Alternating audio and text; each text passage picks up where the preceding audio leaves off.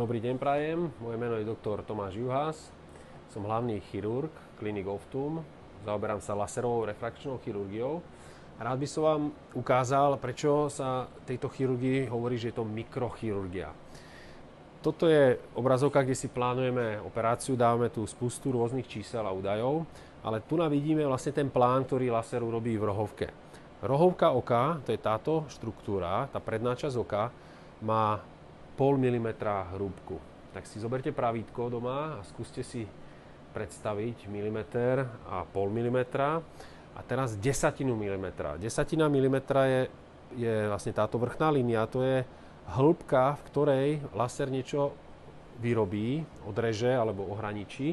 A to je priestor, ktorým ja pracujem rukami s pomocou inštrumentom pod mikroskopom, samozrejme s obrovským zväčšením.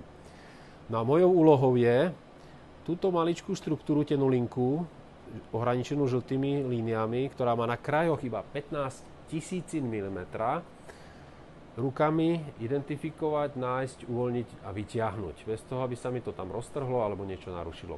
Takže je to naozaj mikro manipulácia niekde na hrane citlivosti ľudských rúk. Aby to bolo všetko úspešné, rýchle, pacienti boli spokojní, s minimum komplikácií, potrebujete naozaj špičkovú technológiu a potrebujete hlavne skúsenosti a zručnosť. Takže nemôže to robiť hocikto, hocikde. My sa veľmi tešíme, že patríme k špičke v tomto obore a máme tisíce spokojných pacientov.